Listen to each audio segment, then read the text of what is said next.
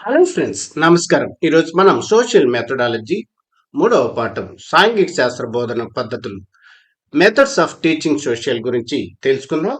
విద్యా ప్రణాళికను ఎంత ఉన్నతంగా తయారు చేసినప్పటికీ దానికి సంబంధించిన డాష్ లేకపోతే అట్టి ప్రణాళిక నిర్వీర్యం అవుతుంది. ఏ విద్యార్థులు నల్లబల్ల, బి తరగతి గదులు, సి బోధకులు బోధనా సాధనాలు, డి స్పెసిమన్ కాపీలు. జవాబు సి బోధకులు బోధనా సాధనాలు. ఫ్రెండ్స్, వీడియో నచ్చితే లైక్ చేయండి, అలాగే షేర్ చేయండి. సబ్స్క్రైబ్ చేసుకుని వాళ్ళు సబ్స్క్రైబ్ చేసుకోండి. విద్యా వ్యాసంగంలో గమ్యాలు, లక్ష్యాలు, ఫలితాలు సాధించడానికి సరైన మార్గాలు ఏవి? బోధనా విధానాలు. బోధనా విధానాలను అనుసరించిన తీరును బట్టి డాష్ అని అంటాం. పద్ధతులు, వ్యూహాలు, మెలకువలు. ఫలవంతమైన అభ్యసనం అనేది డాష్ పైన ఆధారపడి ఉంటుంది. ఉపాధ్యాయుడు ఎంచుకునే విధానం. దీనిని విధానం, సామీప్యం, సారూప్యత, నిర్దిష్టమైన మార్గం చేరుకునేందుకు అనే అర్థంలో వాడవచ్చు. ఉపగమం, అప్రోచ్. ఉపగమం అర్థం, మీనింగ్ ఆఫ్ అప్రోచ్ అనగా ఏదో ఒక పనిని ఆచరించడం, నిర్వహించడం. ఉపగమం అంటే తరగతి గదిలో ఉపాధ్యాయుడు సాంఘిక శాస్త్రాన్ని బోధించే విధానం. దీని ఆధారంగా ఉపాధ్యాయుడు బోధన వ్యూహాలను, బోధనా పద్ధతులను, యుక్తులను తయారు చేసుకుంటాడు. ఉపగమం. ఉపగమం అనేది ఒక ప్రక్రియ. ఈ క్రింది వాక్యాలలో ఉపగమానికి సంబంధించి సరైన అర్థం ఇచ్చేది ఏదో ఒక పనిని ఆచరించడం, నిర్వహించడం. తరగతి గదిలో ఉపాధ్యాయుడు సాంఘిక శాస్త్రాన్ని బోధించే విధానం. సి ఇది ఒక ప్రక్రియ. డి పైవన్నీ సరైనవే. జవాబు డి పైవన్నీ సరైనవే. బోధనలో ప్రాధాన్యత వహించే 3 అంశాలు. 1 బోధకుడు, 2 బోధనాంశం, 3 బోధనా వ్యూహం. పద్ధతి అర్థం, మీనింగ్ ఆఫ్ మెథడ్. ముందుగా నిర్ణయించిన గమ్యాలు చేరడానికి మరియు అభ్యసన ఫలితాలు సాధించడానికి గల మార్గాలు. బోధనా పద్ధతులకు మరియు విధానాలకు ఆధారం ఏవి? లక్ష్యాలు. బోధన అభ్యసన ప్రక్రియను ఉపాధ్యాయుడు నిర్వర్తించడానికి ఉపయోగపడే పద్ధతిలో గల సోపానాలు ఏవి? 1 పథక రచన, 2 అదుపు చేయడం, 3 నిర్వర్తించడం, 4 నాయకత్వం వహించి ముందుకు తీసుకుని వెళ్ళడం, 5 ప్రసంగించడం, 6 సలహాలు ఇవ్వడం. బోధనలో వ్యక్తీకరణ అనేది మౌఖికమైన బోధనా నియమాలతో కూడుకున్న ఒక కళ. వ్యక్తీకరణకు ఉదాహరణలు వ్యాఖ్యానం, వివరణ, వర్ణనలు. వ్యూహము లేదా మెలకువ అర్థం, meaning of strategy are technique. ఒక సాంకేతిక పద్ధతి, ఒక యుక్తి, వ్యూహాత్మక నైపుణ్యం, కార్య ప్రణాళిక, సమగ్ర మరియు క్రమమైన ఒక కార్యాచరణ ప్రణాళిక అని అర్థం. వీటి ద్వారా ఆసక్తిదాయకంగా బోధన, అభ్యసన జరుగుతుంది. బోధన ఉపగమాలు లేదా వ్యూహాలు. ఉపాధ్యాయ విద్యార్థి కృత్యాలను సరైన క్రమంలో వ్యవస్థీకరించడానికి ఉపయోగపడేవి బోధన ఉపగమాలు లేదా వ్యూహాలు. వీటి ద్వారా విద్యార్థులలో అంశం పట్ల సరైన ప్రేరణ కలిగించవచ్చు. బోధన ఉపగమాలు లేదా పద్ధతులు విద్యార్థులకు సరైన పరిపుష్టిని ఇవ్వడానికి తోడ్పడేవి బోధనా ఉపగమాలు లేదా మెలకువలు. పాఠశాల కృత్యాలలో సహపాఠ్య కార్యక్రమాలకు ప్రోత్సాహం కల్పించడానికి ఉపయోగపడేవి ఏ ఉపగమాలు, బి పద్ధతులు, సి మెలకువలు, డి పైవన్నీ. జవాబు డి పైవన్నీ. బోధన అభ్యసనకు సహాయకారిగా ఉండే 2 పద్ధతులు. 1 ఉపాధ్యాయ కేంద్రీకృత పద్ధతులు, టీచర్ సెంటర్డ్ అప్రోచెస్. 2 విద్యార్థి కేంద్రీకృత పద్ధతులు లర్నర్ సెంటర్డ్ అప్రోచెస్. ఉపాధ్యాయ కేంద్రీకృత పద్ధతులు ఏవి? 1 ఉపన్యాస పద్ధతి లెక్చర్ మెథడ్. 2 ఉపన్యాస ప్రదర్శన పద్ధతి లెక్చర్ డెమోన్స్ట్రేషన్ మెథడ్. 3 మూలాధార పద్ధతి లేదా వనరుల పద్ధతి సోర్స్ మెథడ్. 4 పర్యవేక్షణ అధ్యయన పద్ధతి సూపర్వైజ్డ్ స్టడీ మెథడ్. ఉపాధ్యాయ కేంద్రీకృత పద్ధతులలో చాలా పురాతనమైన పద్ధతి ఉపన్యాస పద్ధతి. ఫ్రెండ్స్, ఈ వీడియో చేయడానికి 4 రోజులు పట్టింది. మీరు ఈ వీడియోను పూర్తిగా చూసి నేర్చుకుంటారని ఆశిస్తున్నాను. అలాగే నచ్చితే షేర్ చేస్తారని ఆశిస్తున్నాను. ఏదైనా ఒక సంఘటనను గురించి కానీ ధోరణి గురించి కానీ విద్యార్థులకు ప్రామాణికమైన క్రమబద్ధమైన ప్రభావవంతమైన సమాచారాన్ని అందించడానికి ఉపయోగించే పద్ధతి ఉపన్యాస పద్ధతి. ఏ స్థాయిలోనైనా ఏ తరగతికైనా ఏ విషయ బోధనకైనా అనువుగా ఉండే పద్ధతి ఉపన్యాస పద్ధతి. ఉన్నత పాఠశాలలలోనూ కళాశాలలలోనూ బోధించడానికి అనుకూలంగా ఉండే పద్ధతి ఉపన్యాస పద్ధతి.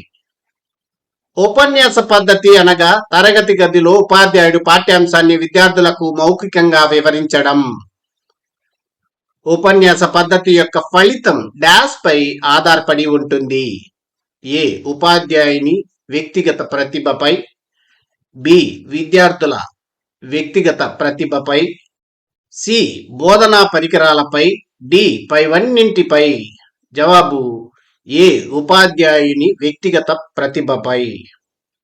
ఉపన్యాస పద్ధతి ఇతర పేర్లు భాషణ పద్ధతి, మాట్లాడే పద్ధతి, చెప్పే పద్ధతి, కథా పద్ధతి.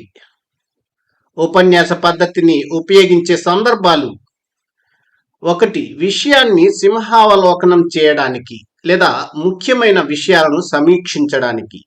2 ఒక అంశానికి సంబంధించిన పూర్వ చరిత్ర చెప్పడం కోసం. 3 విద్యార్థి సమయాన్ని పొదుపు చేయడానికి. 4 సమాచారాన్ని ఇవ్వడానికి. 5 అభిరుచులను పెంపొందించుకోవడం కోసం. 6 నియోజితాలను లేదా ప్రాజెక్టులను లేదా కార్యకలాపాలను స్వీకరించడానికి. 7 సాంకేతిక పదాల అవగాహన కోసం. 8 సారాంశాలు తయారు చేయడం కోసం. ఉపన్యాసంలో ప్రధానంగా పేర్కొన్న దశలు లేదా ఉపన్యాసం ఇచ్చే దశలు ఎన్ని? 3 దశలు. అవి: 1 ఉపన్యాస ప్రారంభ దశ లేదా ప్రవేశ దశ. 2 అభివృద్ధి దశ లేదా ప్రదర్శన దశ. 3 ముగింపు దశ. ఈ దశలో పూర్వ విషయాలకు మరియు ప్రస్తుత విషయాలకు మధ్య గల సంబంధాన్ని బలపరచాలి. ఉపన్యాస ప్రారంభ దశ. ఈ దశ యొక్క ప్రధాన ఉద్దేశం విద్యార్థులలో ఆసక్తిని పెంపొందించడం మరియు ఉన్ముఖీకరించడం. ఉపన్యాస ప్రారంభ దశ. ఉపన్యాసంలో ముఖ్యమైన దశ ఏది? అభివృద్ధి దశ లేదా ప్రదర్శన దశ. ఉపాధ్యాయునికి మరియు విద్యార్థికి మధ్య సమాచారం, అభిప్రాయాలు పరస్పరం మార్పిడి జరిగే దశ అభివృద్ధి దశ లేదా ప్రదర్శన దశ. ఉపాధ్యాయుడు వివిధ భావాలు, సూత్రాలు, యథార్థాలకు సంబంధించిన విషయాల పట్ల వివిధ వివరాలను అందించే దశ అభివృద్ధి దశ లేదా ప్రదర్శన దశ. ఈ దశలో ఉపాధ్యాయుడు అప్పటి వరకు వివరించిన విషయాలపై పునర్విమర్శ చేసి సారాంశాన్ని తెలియజేసి విద్యార్థులకు తగిన నియోజనాలను ఇస్తాడు. ముగింపు దశ. ఏదైనా ఒక పెద్ద అంశాన్ని క్లుప్తంగాను సవివరంగా చెప్పడానికి ఉపయోగించే పద్ధతి ఉపన్యాస పద్ధతి. ఏదైనా ఒక కొత్త అధ్యాయం లేదా పాఠ్య విభాగాన్ని ప్రారంభించడానికి ఉపయోగించే పద్ధతి ఉపన్యాస పద్ధతి. ఉపాధ్యాయుడు ఈ పద్ధతిలో సందర్భానుసారం తన కంఠధ్వనిని పెంచడం మరియు తగ్గించడం వల్ల విద్యార్థులు తన ప్రసంగానికి ఆకర్షితులవుతారు. ఉపన్యాస పద్ధతిలో విద్యా మనోవిజ్ఞాన శాస్త్రం ప్రకారం ఈ పద్ధతి అన్ని బోధనలకు అనుకూలమైనది కాదు. ఉపన్యాస పద్ధతి ఈ పద్ధతి వల్ల విద్యార్థి చైతన్యం లేని ఒక నిష్క్రియాత్మక శ్రోతగా మిగిలిపోయే ప్రమాదం ఉంది. ఉపన్యాస పద్ధతి. ఈ పద్ధతి వల్ల ఉపాధ్యాయులకు శారీరక శ్రమ, బాధ తప్ప బోధనలో పెద్దగా ఉపయోగం లేదు. ఉపన్యాస పద్ధతిలో ఈ పద్ధతి వల్ల విద్యార్థి పూర్తిగా ఉపాధ్యాయునిపై ఆధారపడతాడు. ఉపన్యాస పద్ధతి. ఈ పద్ధతి వల్ల ఉపాధ్యాయునికి బోధన భారం అవుతుంది. ఉపన్యాస పద్ధతి. ఈ పద్ధతిని బోధిస్తే విద్యార్థులలో చొరవ నశించి స్తబ్దులైపోతారు. ఉపన్యాస పద్ధతిలో అందరూ ఉపాధ్యాయులు ఈ పద్ధతి ద్వారా బోధనలను సక్రమంగా చేయలేరు. ఉపన్యాస పద్ధతిలో అందరూ విద్యార్థులకు ఈ తరహా బోధన పద్ధతి అనుకూలం కాదు. ఉపన్యాస పద్ధతి. ఉపన్యాస ప్రదర్శన పద్ధతి అనగా ఉపన్యసిస్తూ ప్రదర్శన ద్వారా విషయాలను బోధించే పద్ధతి. ఈ పద్ధతిలో ఉపాధ్యాయుడు తాను బోధించబోయే పాఠానికి సంబంధించిన పటాలను, నమూనాలను, చార్టులను మరియు ఇతర బోధనోపకరణాలు ప్రదర్శిస్తూ ఆ పాఠానికి సంబంధించిన అంశాలను వివరిస్తాడు. ఉపన్యాస ప్రదర్శన పద్ధతి. ఉపన్యాస ప్రదర్శన పద్ధతి సోపానాలు: 1. ప్రణాళిక రచన తయారీ. 2. ఉన్ముఖీకరణ. 3. విషయ ప్రదర్శన. 4. మూల్యాంకనం. ఉపన్యాస ప్రదర్శన పద్ధతిలో బోధించాల్సిన అంశాలు: 1. సౌర కుటుంబం, గ్రహాలు మరియు ఉపగ్రహాల భ్రమణం, పరిభ్రమణం. 2. గ్రహణాలు, సూర్యగ్రహణం మరియు చంద్రగ్రహణం. 3. అగ్నిపర్వతాలు, ఉద్భేదనం. 4. భూభ్రమణం, పరిభ్రమణం ఫలితాలు. 5. భూ అంతర్భాగాలు. సౌర కుటుంబం అనే పాఠ్యాంశాన్ని బోధించడానికి అనుసరణీయమైన పద్ధతి ఉపన్యాస ప్రదర్శన పద్ధతి. ఉపన్యాస ప్రదర్శన పద్ధతి ప్రయోజనాలు: 1. సమయాన్ని, ధన వ్యయాన్ని తగ్గిస్తుంది. 2. మూర్త భావనలు లేదా స్పష్టమైన భావనలు ఏర్పడతాయి. 3. విద్యార్థులు ప్రత్యక్ష జ్ఞానాన్ని పొందుతారు. 4. ప్రత్యేక నైపుణ్యాలను పెంపొందించడానికి ఉపయోగపడుతుంది. 5. ఎటువంటి అస్పష్ట భావననైనా వివరించవచ్చు. ఉపన్యాస ప్రదర్శన పద్ధతి పరిమితులు: 1. ఇది పూర్తిగా శిశు కేంద్రీకృత పద్ధతి కాదు. 2. ఆచరించి నేర్చుకునే విధానానికి అవకాశం లేదు. 3. విద్యార్థుల స్వయం కృషికి అవకాశం లేదు. 4. ఎక్కువ మంది విద్యార్థులున్న తరగతికి ఉపయోగపడదు. 5. వ్యక్తిగత భేదాలను తగ్గించలేదు. ఉపన్యాస ప్రదర్శన పద్ధతి ప్రయోజనాలకు సంబంధించి సరికానిది ఏది? ఏ. సమయాన్ని, ధన వ్యయాన్ని తగ్గిస్తుంది. బి. అమూర్త భావనలు కలిగిస్తుంది. సి. విద్యార్థులు ప్రత్యక్ష జ్ఞానాన్ని పొందుతారు. డి. ప్రత్యేక నైపుణ్యాలను పెంపొందిస్తుంది. జవాబు బి. అమూర్త భావనలు కలిగిస్తుంది. ఉపన్యాస ప్రదర్శన పద్ధతి పరిమితులకు సంబంధించి సరికానిది ఏది? ఏ. ఇది పూర్తిగా శిశు కేంద్రీకృత పద్ధతి. బి. ఈ పద్ధతిలో ఆచరించి నేర్చుకునే విధానానికి అవకాశం లేదు. సి.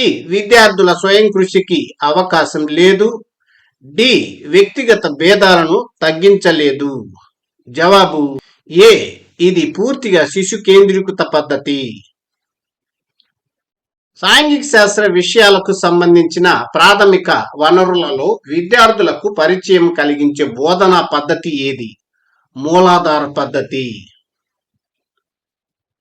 ఫ్రెండ్స్, ఈ వీడియో నచ్చితే లైక్ చేయండి, అలాగే షేర్ చేయండి.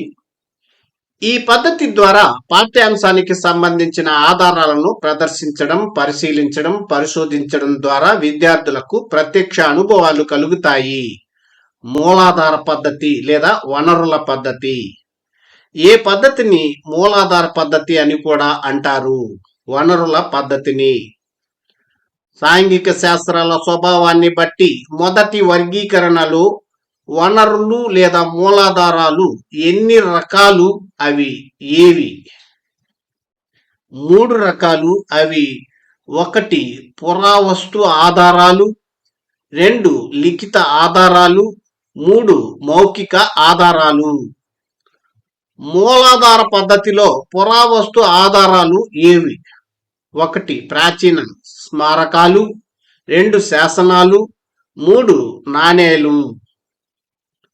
మూలాధార పద్ధతిలో ప్రాచీన స్మారకాలు అనేవి అంటే మోనుమెంట్స్ అనేవి పురావస్తు ఆధారాలు.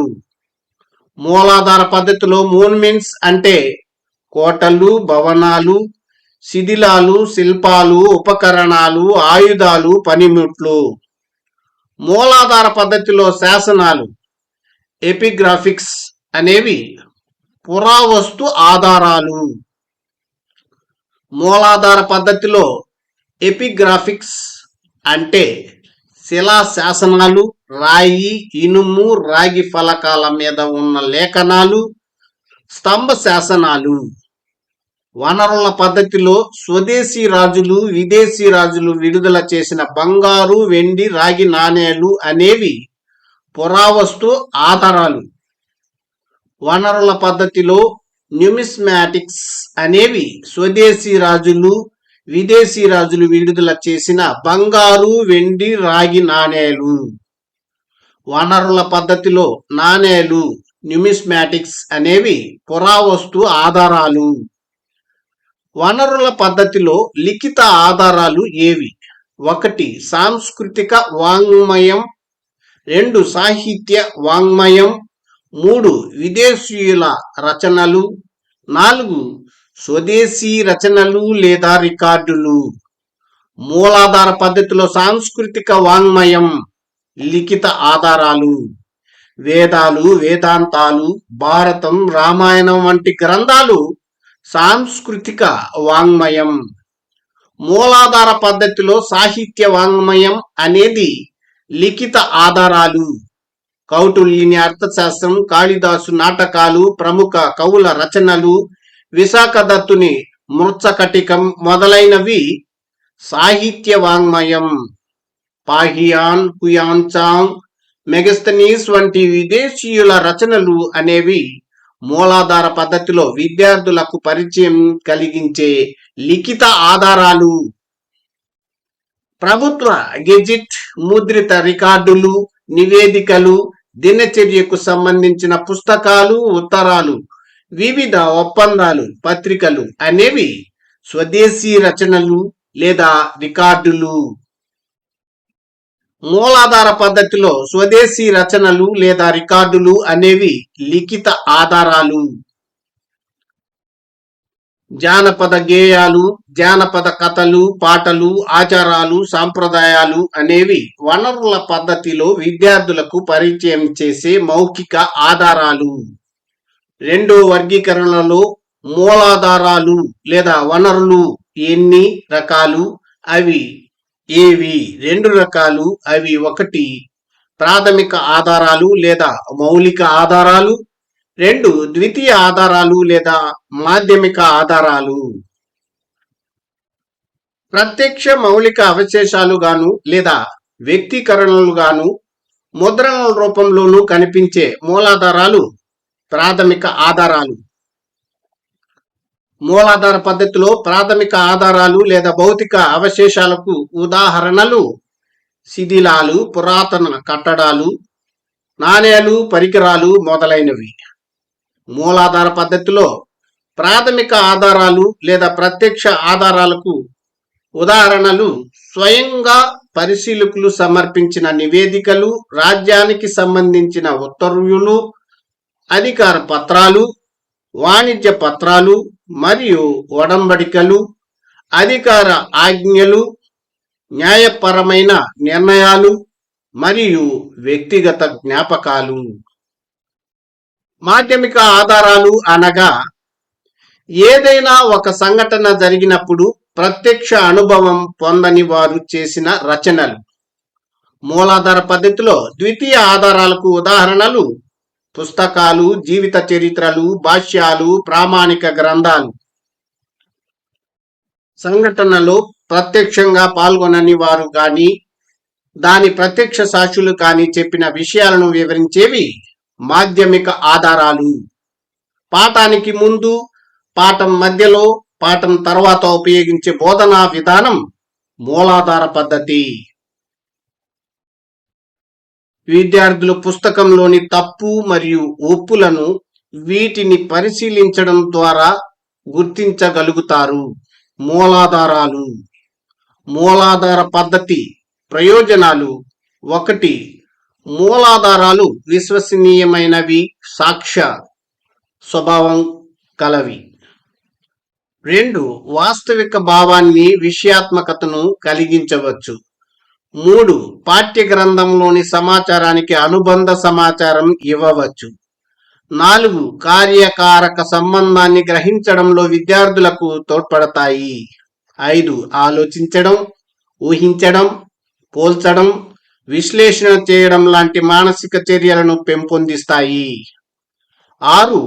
వెనుకబడిన విద్యార్థులకు కుతూహలం కలిగించి సృజనాత్మకతకు తోడ్పడతాయి. 7. సాంఘిక అధ్యయనాల పరిశోధనలో విద్యార్థులకు ప్రవేశాన్ని కలిగిస్తుంది. మూలాధార పద్ధతి లోపాలు. 1. విద్యార్థులకు, ఉపాధ్యాయులకు సరైన వనరులు అందుబాటులో లేకపోవడం. 2. విద్యార్థులకు విదేశీ భాషలైన పార్సీ, అరబ్బీ, పారసీక, ఇంగ్లీషు మరియు సంస్కృతం మీద సరైన అవగాహన లేకపోవడం. 3. ఈ పద్ధతి సంక్లిష్టమైనది మరియు సాంకేతిక పరమైనది. 4. ఈ పద్ధతి వ్యయంతోనూ మరియు కాలయాపనతోనూ కూడుకున్నది. 5. మూలాధార వనరులు అన్నీ నమ్మదగినవి, ఖచ్చితమైనవి కాకపోవచ్చు. 6. గ్రంథ రచయితలు ఒకే విషయం పట్ల లేదా సంఘటన పట్ల విభిన్నమైన సమాచారం ఇవ్వడం జరుగుతుంది. పర్యవేక్షణ అధ్యయనం, సూపర్వైజ్డ్ స్టడీ మెథడ్ అంటే ఫ్రెండ్స్, కేకే పబ్లికేషన్ ద్వారా కబీర్ ఇషా వారి అద్భుత పుస్తకం 1 and 2 రిలీజ్ చేయడం జరిగింది. ఇందులో 6th క్లాస్ నుండి 9th క్లాస్ వరకు న్యూ అకాడమీ టెక్స్ట్ బుక్స్ మరియు 10th class new and old academy books లో బిట్ వచ్చే అవకాశం ఉన్న ప్రతి లైన్ ని పరిశోధించి ఏపీలో ఎక్కడ లేనటువంటి విధంగా బిట్ బ్యాంక్ రూపొందించడం జరిగింది. బుక్ 1 లో 6th క్లాస్, 7th క్లాస్ మరియు 8th క్లాస్ అకాడమీ బుక్స్ కి సంబంధించిన బిట్ బ్యాంక్ రూపొందించడం జరిగింది. అలాగే బుక్ 2 లో 9th class, 10th class new academy books మరియు 10th class old academy books కి సంబంధించిన బిట్ బ్యాంక్ రూపొందించడం జరిగింది. ఈ 2 పుస్తకాలు మీరు కొనాలనుకుంటే మేము మీకు పోస్టల్ ద్వారా పంపించడం జరుగుతుంది. ఈ 2 పుస్తకాల వెల కేవలం 700 రూపాయలు మాత్రమే. కొనాలనుకునేవారు 996664667776 కి లేదా 9885085212 కి కాల్ చేయండి. ఉపాధ్యాయుని పర్యవేక్షణలో తరగతిలో విద్యార్థులు శ్రమించి నేర్చుకోవడం. ఈ పద్ధతిలో విద్యార్థులు తమకు ఇచ్చిన పనిని జాగ్రత్తగా స్వయంగా నిర్వహిస్తూ ఉండే క్రమంలో ఏదైనా సమస్య వచ్చినప్పుడు ఉపాధ్యాయుని సలహా పొందుతారు. పర్యవేక్షణ అధ్యయన పద్ధతి. విద్యార్థుల ఆనందానికి తగిన వేగంతో ముందుకు పోవడానికి అవకాశం ఉండే పద్ధతి పర్యవేక్షణ అధ్యయన పద్ధతి. బోధనను వ్యక్తిగతం చేయడానికి అనుకూలంగా ఉండే పద్ధతి పర్యవేక్షణ అధ్యయన పద్ధతి. ప్రస్తుతం ఈ తరహా విద్యా విధానం రెసిడెన్షియల్ పాఠశాలలలో కొనసాగుచున్నది. పర్యవేక్షణ అధ్యయన పద్ధతి. ఈ పద్ధతిలో విద్యార్థులను వారి వారి సామర్థ్యాలను బట్టి కొన్ని గ్రూపులుగా విభజించి వ్యక్తిగతంగా వారికి సహాయపడటానికి ప్రయత్నిస్తారు. పర్యవేక్షణ అధ్యయన పద్ధతి. ఈ పద్ధతిలో ఉపాధ్యాయులు మందమతులైన పిల్లలను చిన్న చిన్న గ్రూపులుగా విభజించి వ్యక్తిగతంగా వారికి సహాయపడటానికి ప్రయత్నిస్తారు. పర్యవేక్షణ అధ్యయన పద్ధతి. పర్యవేక్షణ అధ్యయన పద్ధతి ప్రణాళికలు. 1. సమావేశ ప్రణాళిక. 2. ప్రత్యేక ఉపాధ్యాయ ప్రణాళిక. 3. అధ్యయన గది. 4. పీరియడ్ విభజన ప్రణాళిక. 5. 2 పీరియడ్ల ప్రణాళిక. పర్యవేక్షణ పద్ధతిలో సమావేశ ప్రణాళికలు 2 రకాలు. అవి 1. మొదటి రకం సమావేశ ప్రణాళిక. అంటే తరగతి సమయం పూర్తయిన తర్వాత పాఠశాలలో వెనకబడిన విద్యార్థులకు 1 గంట ప్రత్యేక శిక్షణను ఉపాధ్యాయుడు స్వచ్ఛందంగా ఏర్పాటు చేసుకోవడం. రెండో రకం సమావేశ ప్రణాళిక అంటే తరగతి సమయం పూర్తయిన తర్వాత పాఠశాలలో వెనకబడిన విద్యార్థులకు 1 గంట ప్రత్యేక శిక్షణకు ప్రణాళికలను ఏర్పాటు చేయమని ప్రధానోపాధ్యాయుడు స్వయంగా ఉపాధ్యాయులను కోరడం. పర్యవేక్షణ అధ్యయన పద్ధతిలో ప్రధానోపాధ్యాయుడు స్వయంగా ఉపాధ్యాయులను తరగతి సమయం పూర్తయిన తర్వాత పాఠశాలలోని వెనకబడిన విద్యార్థులకు 1 గంట ప్రత్యేక శిక్షణకు ప్రణాళికలను ఏర్పాటు చేయమని కోరడం ఏ రకం సమావేశ ప్రణాళిక? ఏ మొదటి రకం, బి రెండో రకం, సి మూడో రకం, డి నాలుగో రకం. జవాబు బి రెండో రకం. పర్యవేక్షణ అధ్యయన పద్ధతిలో తరగతి సమయం పూర్తయిన తర్వాత పాఠశాలలో వెనకబడిన విద్యార్థులకు 1 గంట ప్రత్యేక శిక్షణను ఉపాధ్యాయుడు స్వచ్ఛందంగా ఏర్పాటు చేసుకోవడం ఏ రకం సమావేశ ప్రణాళిక? ఏ మొదటి రకం, బి రెండో రకం, సి మూడో రకం, డి నాలుగో రకం. జవాబు ఏ మొదటి రకం. పర్యవేక్షణ అధ్యయన పద్ధతిలో ప్రత్యేక ఉపాధ్యాయ ప్రణాళిక అనగా విద్యలో వెనకబడిన విద్యార్థులందరికీ ఒక ప్రత్యేక ఉపాధ్యాయుడు మార్గదర్శకత్వం వహించడం. విద్యార్థులు ఒక నిర్ణీత సమయంలో ప్రత్యేక ఉపాధ్యాయుని కలిసి సలహాలు సూచనలు పాటిస్తూ తమ సమస్యలను నివృత్తి చేసుకోవడం. పాఠశాలలో పర్యవేక్షణ అధ్యయనం ప్రయోజనం కోసం కేటాయించిన ఒక పెద్ద గది లేక ఒక హాలు మొత్తాన్ని డాష్ అనే పేర్లతో పిలుస్తారు. అధ్యయన గది లేదా అధ్యయన మందిరం. అభ్యసనలకు సంబంధించి ఏమైనా సమస్యలు ఉంటే విద్యార్థులు తమ విరామ కాల సమయంలో ఇక్కడకు వెళ్లి ఉపాధ్యాయుని మరియు విద్యార్థుల సలహా తీసుకుంటారు. అధ్యయన గదికి వెళ్ళి ఈ తరహా ప్రణాళికలో ఉపాధ్యాయుని ఆధ్వర్యంలో పీరియడ్లో పాఠ్యాంశ బోధనకు సగభాగం, పర్యవేక్షణ అధ్యయనానికి సగభాగం కేటాయిస్తారు. పీరియడ్ విభజన ప్రణాళికలో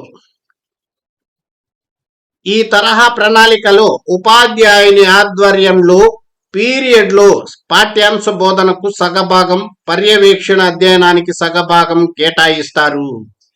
ఏ పీరియడ్ విభజన ప్రణాళిక, బి 2 పీరియడ్ల ప్రణాళిక, సి సమావేశ ప్రణాళిక, డి 1 పీరియడ్ ప్రణాళిక. జవాబు ఏ పీరియడ్ విభజన ప్రణాళిక. ఈ ప్రణాళికలో మొదటి పీరియడ్లో మామూలుగా రోజువారీ పాఠాలను బోధించడం, రెండవ పీరియడ్లో పర్యవేక్షించడం జరుగుతుంది. 2 పీరియడ్ల ప్రణాళికలో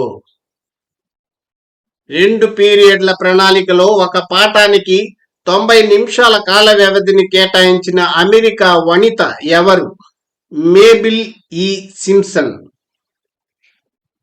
మేబిల్ ఈ సింప్సన్ ఒక పాఠానికి కేటాయించిన 90 నిమిషాల కాల వ్యవధిని ఏ బోధనా కార్యకలాపానికి ఎన్ని నిమిషాలు కేటాయించింది? సమీక్ష 25 నిమిషాలు, నియోజితం 25 నిమిషాలు, అభ్యాసాలు 5 నిమిషాలు, నియోజిత అధ్యయనం 35 నిమిషాలు. మేబిల్ ఈ సింప్సన్ అనే అమెరికా వనిత ఒక పాఠానికి 90 నిమిషాల కాల వ్యవధిని కేటాయించి సమీక్ష, నియోజితం, అభ్యాసాలు, నియోజిత అధ్యయనం అనే బోధనా కార్యకలాపాలకు ఎన్నెన్ని నిమిషాలు కేటాయించింది? ఏ 25, 25, 5, 35 నిమిషాలు, బి 25, 35, 5, 25 నిమిషాలు, సి 35, 25, 25, 5 నిమిషాలు, డి 25, 25, 35, 5 నిమిషాలు. జవాబు ఏ 25, 25, 5, 35 నిమిషాలు. ఈ తరహా పద్ధతి ప్రస్తుతం అన్ని యాజమాన్య పాఠశాలలలోనూ ఉపయోగిస్తున్నారు. పర్యవేక్షణ అధ్యయన పద్ధతి. పర్యవేక్షిత అధ్యయనం ప్రయోజనాలు. 1. వైయక్తిక అభ్యసనకు అవకాశం కల్పిస్తుంది. 2. మాధ్యమిక కళాశాలలకు చేరుకునే విద్యార్థులకు ఉపయోగకరంగా ఉంటుంది. 3. చదువుకున్న తల్లిదండ్రుల సహాయం లేని విద్యార్థులకు ఉపయోగకరంగా ఉంటుంది. 4. విద్యలో వెనకబడిన విద్యార్థులను గుర్తించడానికి ఇది చాలా ఉపయోగకరం. 5. విద్యార్థుల స్వయం పఠన నైపుణ్యాలను పెంపొందించవచ్చు. 6. గ్రంథ పఠనం, అవసరమైన గ్రంథాలను ఉపయోగించడం లాంటి నైపుణ్యాలను పెంపొందించవచ్చు. 7. విద్యార్థులకు మరియు ఉపాధ్యాయులకు మధ్య సత్సంబంధాలను పెంపొందించవచ్చు. పర్యవేక్షిత అధ్యయనం పరిమితులు. 1. పాఠశాలల్లో తగిన గదులు లేకపోవడం. 2. ఎక్కువ మంది ఉపాధ్యాయులు కావాలి లేదా ఉన్న ఉపాధ్యాయుల చేత ఎక్కువ కాలం పని చేయించాలి. 3. ఉపాధ్యాయుడు సమర్థత కలిగి నేర్పు, ఓర్పు, సృజనాత్మకత, వివేచన కలిగి ఉండాలి. ఇలాంటి ఉపాధ్యాయులు దొరకడం కష్టం. మేధోవంతులైన విద్యార్థులకు ఈ పద్ధతి ఉపయోగపడదు. 5. విద్యార్థులలో స్వాలంబనను తగ్గిస్తుంది. 6. ఈ పద్ధతి యొక్క విజయం విద్యార్థుల చొరవ, ఆసక్తి మరియు కృషిలపై ఆధారపడి ఉంటుంది. చాలా మంది విద్యార్థులలో ఈ ఆలోచనలు కనిపించవు. విద్యార్థి కేంద్రీకృత పద్ధతులు, లర్నర్ సెంటర్డ్ అప్రోచెస్ ఏవి? 1. ప్రకల్పన పద్ధతి లేదా ప్రక్షేపణ పద్ధతి లేదా ప్రణాళిక పద్ధతి, ప్రాజెక్ట్ మెథడ్. 2. సమస్య పరిష్కార పద్ధతి, ప్రాబ్లమ్ సాల్వింగ్ మెథడ్. 3. చర్చా పద్ధతి, డిస్కషన్ మెథడ్. 4. ఆగమన మరియు నిగమన పద్ధతి, ఇండక్టివ్ అండ్ డిడక్టివ్ మెథడ్. 5. పరిశీలన పద్ధతి, అబ్జర్వేషన్ మెథడ్. 6. నిర్మాణాత్మక వాదం, కన్స్ట్రక్టివిస్టిక్ అప్రోచ్. వ్యవహారిక సత్తావాదంను ప్రతిపాదించినది జాన్ డూయి. అనుభవం ద్వారా అభ్యసనం, విద్యాతత్వం యొక్క ఫలితమే ఈ పద్ధతి. ప్రకల్పన పద్ధతి లేదా ప్రాజెక్ట్ పద్ధతి, లర్నింగ్ బై ఎక్స్పీరియన్స్, విద్యాతత్వం యొక్క ఫలితమే ఈ పద్ధతి. ప్రకల్పన పద్ధతి లేదా ప్రాజెక్ట్ పద్ధతి. ప్రకల్పన పద్ధతి ఇతర పేర్లు ప్రక్షేపణ పద్ధతి, ప్రణాళిక పద్ధతి, ప్రాజెక్ట్ పద్ధతి, ప్రాజెక్ట్ మెథడ్. జీవిస్తూ నేర్చుకోవాలి అనే సూత్రంపై ఆధారపడిన పద్ధతి ప్రకల్పన పద్ధతి. లర్నింగ్ త్రూ లివింగ్ అనే సూత్రంపై ఆధారపడిన పద్ధతి ప్రాజెక్ట్ పద్ధతి. అభ్యసనానికి కార్యకలాప దృక్పథాన్ని ఇచ్చే పద్ధతి ప్రణాళిక పద్ధతి లేదా ప్రక్షేపణ పద్ధతి. వాస్తవిక సన్నివేశంలో ఒక కార్యక్రమాన్ని పూర్తి చేయడానికి భౌతిక మరియు మానసిక కృత్యాలను ఉపయోగించే ప్రక్రియ ఏది? ప్రాజెక్ట్. సాంఘిక పరిసరాలలో హృదయపూర్వకంగాను ఉద్దేశపూర్వకంగాను కొనసాగే ఒక కార్యకలాపం ప్రాజెక్ట్ అని నిర్వచించినది డాక్టర్ కిల్ పాట్రిక్. 1918లో కొలంబియా విశ్వవిద్యాలయంలోని డాక్టర్ కిల్ పాట్రిక్ ప్రకారం ప్రాజెక్టు అంటే సాంఘిక పరిసరాలలో హృదయపూర్వకంగాను ఉద్దేశపూర్వకంగాను కొనసాగే ఒక కార్యకలాపం. ప్రతి ప్రాజెక్టు నిజమైన సన్నివేశంలో పూర్తి చేసిన సమస్యాత్మక కార్యకలాపం అని నిర్వచించినది జె.ఏ. స్టీవెన్సన్. బైనింగ్ అండ్ బైనింగ్ ప్రకారం ప్రాజెక్టు అంటే నిజ జీవిత సన్నివేశంలో పథకం ప్రకారం విద్యార్థులు సాధించిన లక్ష్యాత్మక కృత్యమే ప్రాజెక్టు. బిల్లార్డ్ ప్రకారం ప్రాజెక్టు అంటే పాఠశాల వాతావరణంలోకి తీసుకువచ్చిన జీవిత అంశమే ప్రాజెక్టు. ప్రాజెక్ట్ అనేది లక్ష్యాత్మక కృత్యం. ప్రకల్పన పద్ధతి ప్రధాన సూత్రాలు: 1. ఉద్దేశ సూత్రం, 2. కార్యకలాప సూత్రం, 3. అనుభవ సూత్రం, 4. వాస్తవికతా సూత్రం, 5. స్వేచ్ఛ సూత్రం, 6 ఉపయుక్తతా సూత్రం. ఉద్దేశ సూత్రం అంటే విద్యార్థులు ఏ ఉద్దేశాన్ని దృష్టిలో ఉంచుకొని ప్రాజెక్టును ఎంచుకున్నారో దాని మీద మాత్రమే దృష్టిని కేంద్రీకరించడం. కార్యకలాప సూత్రం అంటే విద్యార్థులు స్వతంత్రంగా ఆలోచించడానికి, పథక రచన చేయడానికి, ఇతరుల సహకారంతో ప్రాజెక్టును పూర్తి చేయడానికి అవకాశాలను ఇచ్చే సూత్రం. అనుభవ సూత్రం అంటే విద్యార్థులు వ్యక్తిగతంగా కానీ అందరూ కలిసి కానీ ప్రాజెక్టును విజయవంతంగా పూర్తి చేయడం వల్ల పొందే అనుభవాలు. వాస్తవికతా సూత్రం అంటే ప్రాజెక్టు ద్వారా విద్యార్థులు తమ జీవితంలో ఎదురయ్యే అనేక అనుభవాల ద్వారా జీవిత వాస్తవిక విషయాలను అవగాహన చేసుకోవడం. స్వేచ్ఛ సూత్రం అంటే ప్రాజెక్టు ద్వారా విద్యార్థులు ఒక కార్యకలాపాన్ని స్వేచ్ఛాపూరితమైన వాతావరణంలో తమంత తాము పూర్తి చేయగలగటం. ఉపయుక్తత సూత్రం అంటే విద్యార్థి స్వేచ్ఛాయుత వాతావరణంలో పూర్తి చేసిన కార్యకలాపాల ద్వారా పొందిన జ్ఞానం ఉపయోగకరంగా ఆచరణాత్మకంగా ఉండటానికి అవకాశం కల్పించడం. ప్రాజెక్టు లక్షణాలు: 1 ఉపయోగం, 2 కార్యకలాపాల సంఖ్య, 3 వనరుల అందుబాటు, 4 పొదుపు, 5 ఉత్తమమైన అనుభవాలు. ప్రాజెక్టు లక్షణాలకు సంబంధించి ఉపయోగం అంటే ప్రాజెక్టు అనేది వ్యక్తిగతంగాను సాంఘికంగాను విలువైనదిగా ఉండి ఆచరణాత్మకమైన లక్ష్యాన్ని కలిగి ఉండాలి.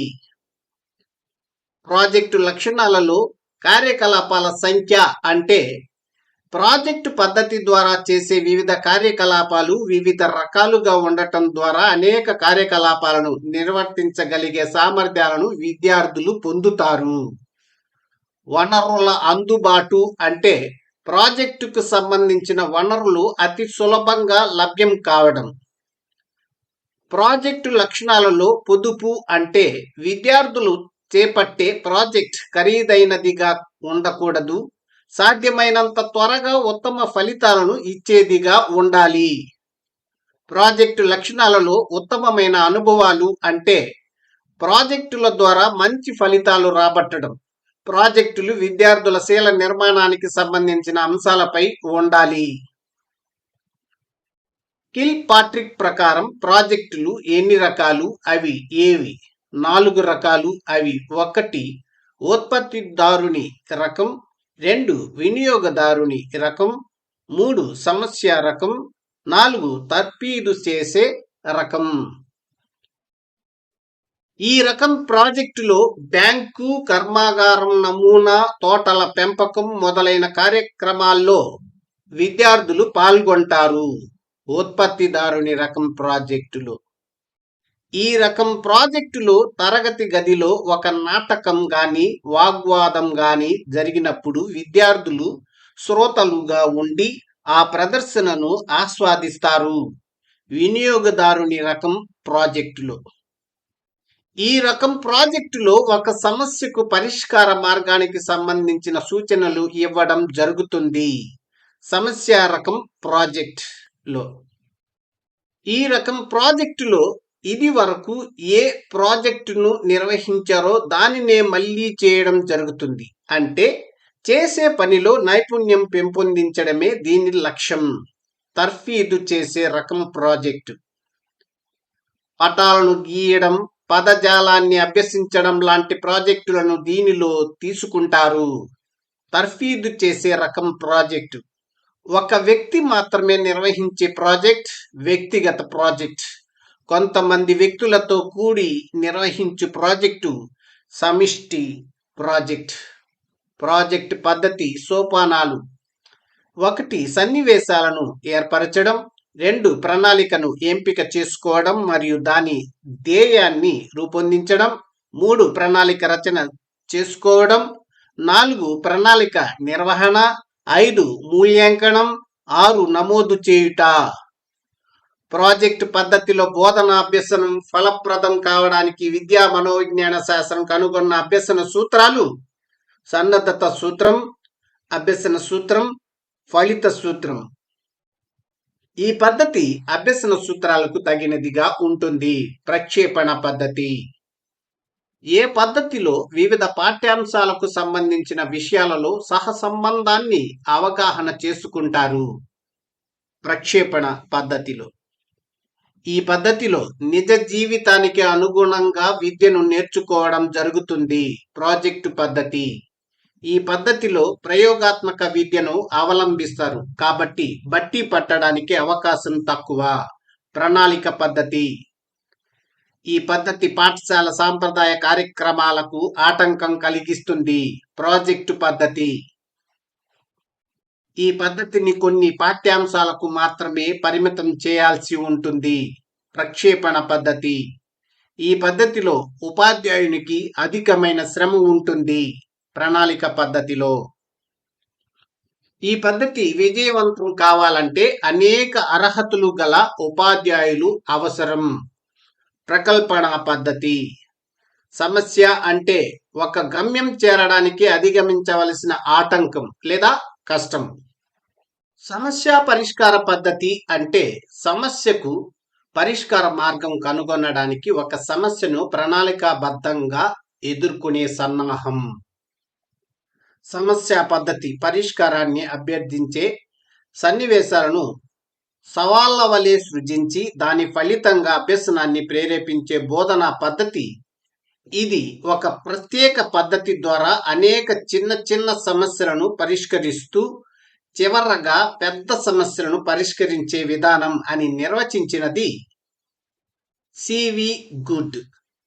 మనం జీవించగలగడం మన జీవనోపాధి మీద, సమస్యలను పరిష్కరించడం మీద ఆధారపడి ఉంటుంది. మన ప్రస్తుత సమాజం వ్యక్తిగత విషయాల కంటే సామూహిక నిర్ణయాలకు ఎక్కువ ప్రాధాన్యతనిస్తుంది. సమస్య పరిష్కార పద్ధతి నేటి ప్రజాస్వామ్య సమాజానికి ఎంతో ఉత్తమమైన బోధనా పద్ధతి అని తమ పుస్తకంలో ప్రస్తావించిన వారు వాల్టర్ సిస్టంక్, రాబర్ట్ సి. మాక్సన్. సమస్య పరిష్కార పద్ధతి సోపానాలు. 1. సమస్యను గుర్తించడం. 2. సమస్యను నిర్వచించడం. 3. సమస్యను విశ్లేషించడం. 4. సమాచారాన్ని సేకరించడం. 5. సమాచారాన్ని అన్వయించడం. 6. తాత్కాలికమైన పరిష్కారాలు నిర్మాణం. 7. నిర్మాణ అంశాలు తీసుకొని సాధారణీకరణాలను రూపొందించడం. 8. నూతన సందర్భంలో సాధారణీకరణాలను వినియోగించడం. సమస్యలు గుర్తించడానికి అనువుగా ఉన్న ప్రశ్నలను అడగాలి. సమస్యలు విద్యా ప్రణాళికలకు అనేక మంది విద్యార్థులు స్వీకరించుటకు అనువుగా ఉండాలి. ఇది సమస్య పరిష్కార పద్ధతిలోని ఏ సోపానం. సమస్యను గుర్తించటం. విద్యార్థులు నిర్దిష్టమైన స్పష్టమైన భాషలో తమ సమస్యను నిర్వచించడం ఈ పద్ధతిలోని సోపానం. సమస్య పరిష్కార పద్ధతి. విద్యార్థి చేపట్టిన సమస్యను విశ్లేషణ చేసి దానిలోని వివిధ అంశాలను గుర్తించడం సమస్య పరిష్కార పద్ధతిలోని ఏ సోపానం. సమస్యను విశ్లేషించడం. వివిధ పరిశీలన గ్రంథాల ద్వారా, ఇతర పద్ధతుల ద్వారా సమస్యకు సంబంధించిన సమాచారాన్ని విద్యార్థి సేకరించడం ఇది ఏ పద్ధతిలోని సోపానం. సమస్య పరిష్కార పద్ధతి. విద్యార్థులు సేకరించిన సమాచారాన్ని వ్యవస్థీకరించి తమ సమస్య పరిష్కారానికి అవసరమైన సమాచారాన్ని తార్కిక క్రమంలో అమర్చడం సమస్య పరిష్కార పద్ధతిలోని ఏ సోపానం. సమాచారాన్ని అన్వయించడం. ఒక అంశం నుంచి గ్రహించిన అనుమతులను సాక్ష్యాధారాలతో సహా రాసి నిరూపించడం సమస్య పరిష్కార పద్ధతిలోని ఏ సోపానం.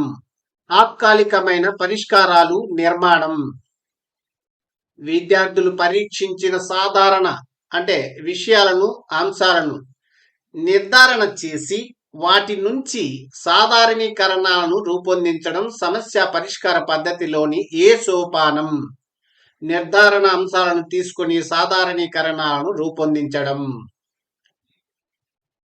తరగతి గది సన్నివేశానికి మరియు నిజ జీవిత సన్నివేశానికి మధ్య సంబంధాన్ని పెంపొందించడం సమస్య పరిష్కార పద్ధతిలోని ఏ సోపానం. నూతన సందర్భంలో సాధారణీకరణలను వినియోగించడం. సమస్య పరిష్కార పద్ధతిలో బోధన అభ్యసనం ఆధారపడి ఉండే విధానాలు లేదా దృక్పథాలు ఏవి? 1. ఆగమన విధానం, ఇండక్టివ్ అప్రోచ్. 2. నిగమన విధానం, డిడక్టివ్ అప్రోచ్. 3. విశ్లేషణ విధానం, అనలైటికల్ అప్రోచ్.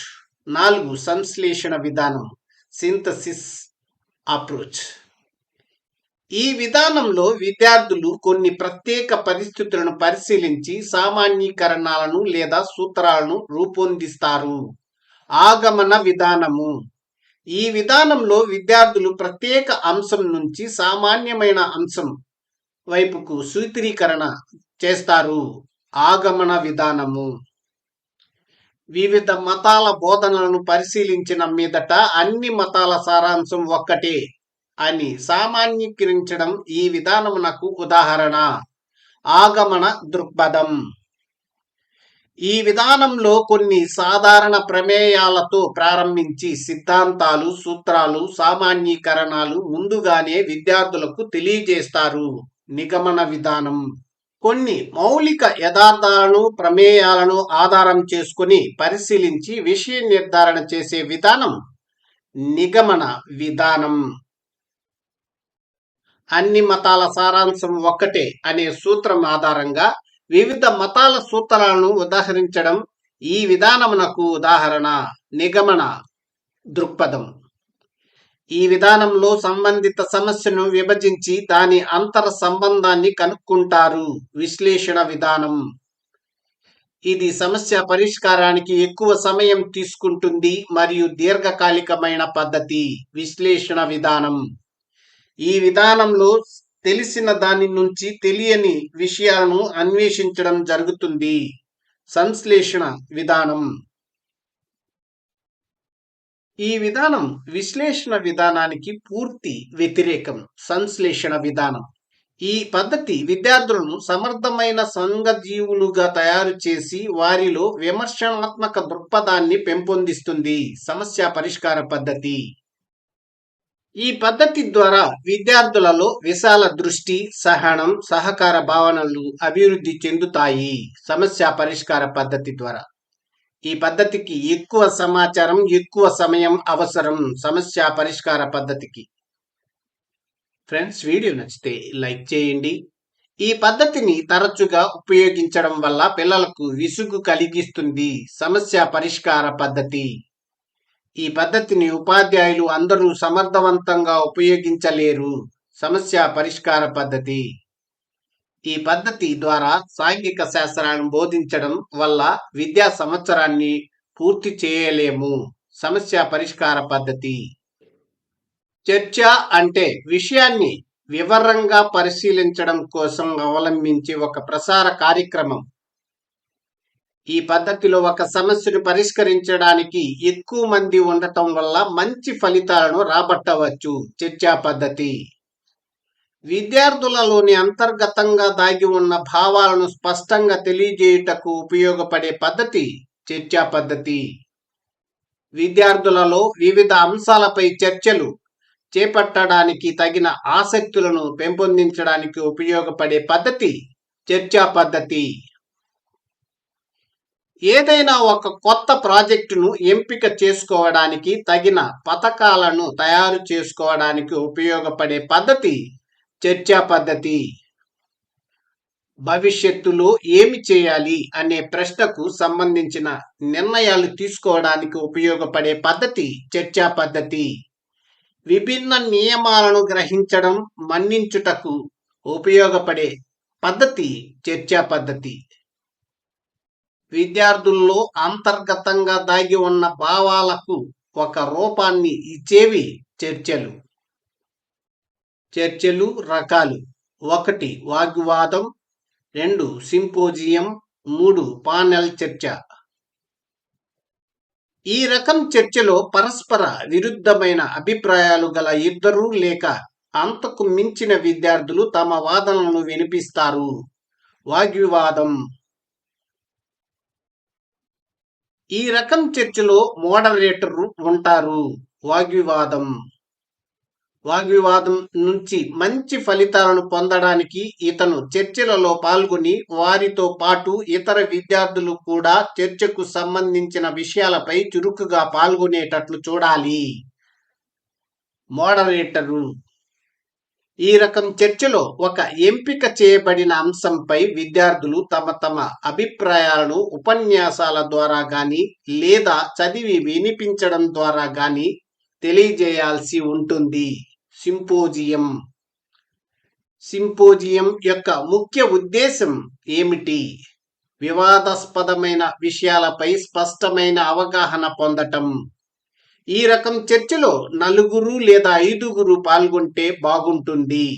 సింపోజియం ఈ తరహా చర్చలో పెద్ద పెద్ద గ్రూపులో సుమారు 4 నుంచి 8 మంది విద్యార్థుల వరకు ఉండవచ్చు. పానెల్ చర్చ ఈ రకం చర్చలో ఒక అధ్యక్షుని ఆధ్వర్యంలో మిగతా సభ్యులు అందరూ ఆయా అంశాలపై చర్చించడం జరుగుతుంది. పానెల్ చర్చ కార్యక్రమంలో ప్రధాన భాగస్వాములు లేదా ప్రధాన భాగాలు: 1 నాయకుడు అంటే వీరు ఉపాధ్యాయులు, 2 గ్రూపు అంటే వీరు విద్యార్థులు, 3 సమస్య లేదా చర్చనీయాంశం, 4 విషయం అంటే జ్ఞాన అంశాలు. ఒక చర్చను తయారు చేయడం, నడిపించడం, చర్చకు సంబంధించిన అంశాలను ఎంపిక చేయడం, దానికి తగిన సమాచారాన్ని సేకరించడం లాంటి అంశాలలో ముందుండే నాయకుడు ఉపాధ్యాయుడు. చర్చకు సంబంధించిన ప్రణాళికలు తయారు చేయడం, వాటిని నిర్వహించడం, మార్గదర్శకత్వం వహించడం, విద్యార్థులకు ఒక సలహాదారునిగా సహాయకుడిగా ఉంటూ చర్చలను ఫలవంతం చేసే నాయకుడు ఉపాధ్యాయుడు. చర్చ పథక రచన విభజన: 1 సంసిద్ధత లేదా ప్రవేశం, 2 చర్చను నిర్వహించుట, 3 మూల్యాంకనం. ఈ పద్ధతి ద్వారా విద్యార్థుల అందరి అంగీకారంతో సమిష్టిగా నిర్ణయాలు తీసుకోవడానికి అవకాశం ఉంటుంది. చర్చా పద్ధతి ఈ పద్ధతి ద్వారా విద్యార్థులు తాము పొందిన సమాచారాన్ని, జ్ఞానాన్ని మెరుగుపరుచుకోవచ్చు. చర్చా పద్ధతి ద్వారా ఈ పద్ధతి విద్యార్థుల భావాలకు, అభిప్రాయాలకు ప్రాధాన్యతనిస్తుంది. చర్చా పద్ధతి ఈ పద్ధతి విద్యార్థులలో సహనం, సహకార భావనను పెంపొందిస్తుంది. చర్చా పద్ధతి ఈ పద్ధతి నాయకత్వ లక్షణాలు గల విద్యార్థులను గుర్తించడంలో ఉపాధ్యాయునికి తోడ్పడుతుంది. చర్చా పద్ధతి సృజనాత్మక ఆలోచనలకు హేతుబద్ధమైన విమర్శన శక్తిని ఈ పద్ధతి పెంపొందిస్తుంది. చర్చా పద్ధతి ప్రతిభావంతంగా మాట్లాడడానికి గల అవకాశాలను ఈ పద్ధతి అందిస్తుంది. చర్చా పద్ధతి ఈ పద్ధతి ప్రతిభావంతమైన విద్యార్థులకు మాత్రమే అనుకూలమైనది. చర్చా పద్ధతి ఈ పద్ధతిలో అనవసరమైన విషయాలపై చర్చ జరిగే ప్రమాదం ఉంది. చర్చా పద్ధతి ముఖ్యంగా ఈ పద్ధతి విద్యార్థుల మధ్య ఉద్రిక్తత మరియు అనవసర అపోహలకు దారితీసే ప్రమాదం ఉంది. చర్చా పద్ధతి ఈ పద్ధతిలో క్రమశిక్షణ లోపించే అవకాశం ఉంది. చర్చా పద్ధతి సమస్య పరిష్కార పద్ధతిలో కొన్ని అంశాలను బోధించడానికి ఎంచుకున్న పద్ధతులలో ముఖ్యమైనవి ఆగమన, నిగమన విధానాలు. నిర్దిష్ట పరిశీలనల నుండి సాధారణ సూత్రాలకు వెళ్లే పద్ధతి ఆగమన పద్ధతి, ఇండక్టివ్ మెథడ్. విద్యార్థులు ఒక ప్రత్యేక ఉదాహరణ నుంచి సాధారణీకరణలకు వెళ్లే పద్ధతి ఆగమన పద్ధతి. ఏదైనా ఒక కొత్త విషయాన్ని బోధించడానికి ఈ పద్ధతి ఉపయోగపడుతుంది. ఆగమన విధానం ఎగ్జాంపుల్ నుండి జనరలైజేషన్ కు వెళ్లే పద్ధతి ఆగమన విధానం. ఈ విధానం శాశ్వతమైన నిర్ణయాలకు ఉపయోగపడదు. ఆగమన పద్ధతి ఈ పద్ధతి చిన్న తరగతుల విద్యార్థులకు అనువుగా ఉంటుంది. ఆగమన పద్ధతి ఈ పద్ధతి పెద్ద తరగతుల విద్యార్థులకు ఉపయోగపడదు. ఆగమన పద్ధతి ఈ పద్ధతి శ్రమ, కాలయాపనతో కూడుకుని ఉన్నది. ఆగమన విధానం ఈ విధానం పరిధి విశాలమైనది. ఆగమన విధానం పరిధి ఈ పద్ధతి సాధారణ సూత్రాల నుండి నిర్దిష్ట తీర్మానాలకు వెళుతుంది.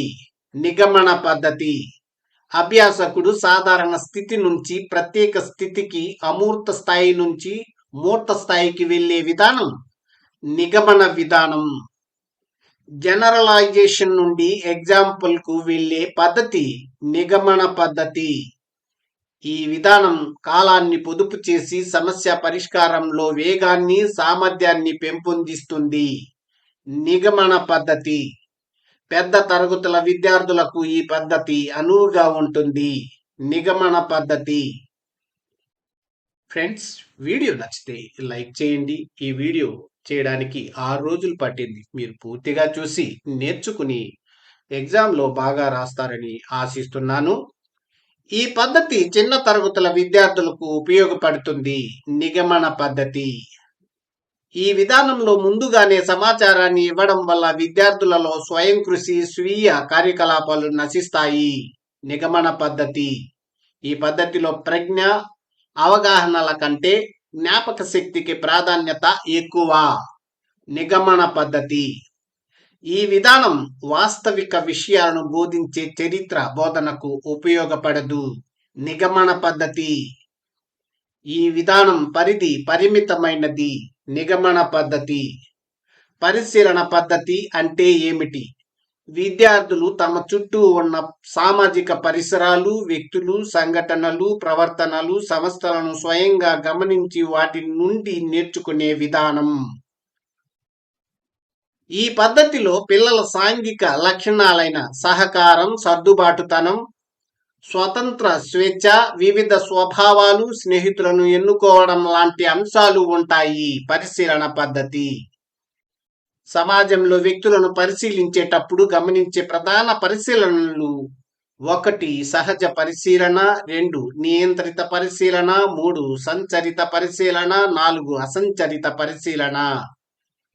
సహజ పరిశీలన అనగా పరిశీలించదలుచుకున్న అంశాలను సహజ పరిస్థితులలో జరుగుతున్నప్పుడు పరిశీలించడం.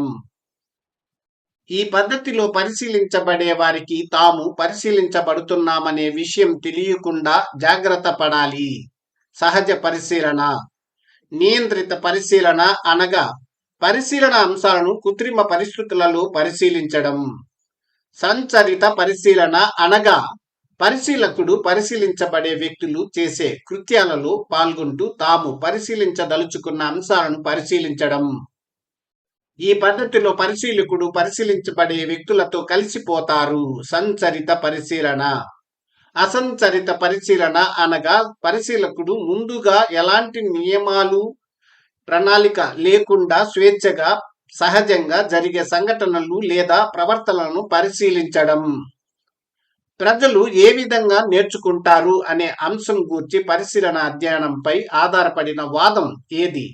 నిర్మాణాత్మక వాదం, కన్స్ట్రక్టివ్ అప్రోచ్. అనుభవాల ద్వారా ప్రజలు తమ అవగాహనను, జ్ఞానాన్ని నిర్మించుకుంటారని వీరు భావిస్తారు. నిర్మాణాత్మక వాదులు. దీని ప్రకారం మన జ్ఞానానికి మనమే క్రియాత్మక సృష్టికర్తలం. నిర్మాణాత్మక వాదం ప్రకారం నిర్మాణాత్మక వాద అభ్యసన సిద్ధాంతానికి, దాని ఆచరణాత్మకతకు దోహదం చేసిన వారు లెవ్ వైగోట్స్కీ. ఇతను రష్యా దేశస్థుడు. నిర్మాణాత్మక వాదంలో సామీప్య వికాస మండలం అంటే జోన్ ఆఫ్ ప్రాక్సిమల్ డెవలప్మెంట్ అనే అభ్యసన సాంఘిక అంశాన్ని పరిచయం చేసిన వాడు లెవ్ వైగోట్స్కీ. దీని ప్రకారం వయోజనుల మార్గదర్శకత్వంలో గాని, సమర్థులైన తోటి విద్యార్థుల సహచర్యంతో గాని విద్యార్థులు తమ యథార్థ స్థాయికి మించిన సమస్యలను సాధిస్తారు. సామీప్య వికాస మండలం అంటే జోన్ ఆఫ్ ప్రాక్సిమల్ డెవలప్మెంట్. నిర్మాణాత్మక వాదంలోని ప్రధాన అంశాలు: 1 పని కలుగజేయడం, 2 అన్వేషించు లేదా శోధించు, 3 వివరించు, 4 విశదపరచు లేదా విస్తరించు, 5 మూల్యాంకనం చేయుట. నిర్మాణాత్మక వాదంలోని అభ్యాసకుని కుతూహలానికి ప్రేరణను కలుగజేసేది ఏది? పని కలుగజేయడం, ఎంగేజ్.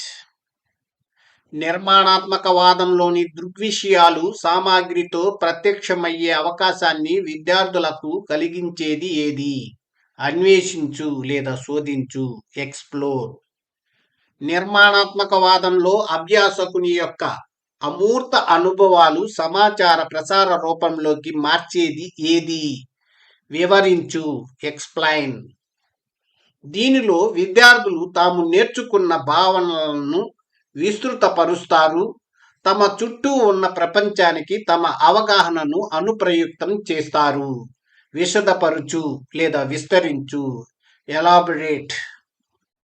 ఇది నిరంతరంగా సాగే లోపనిదాన ప్రక్రియ.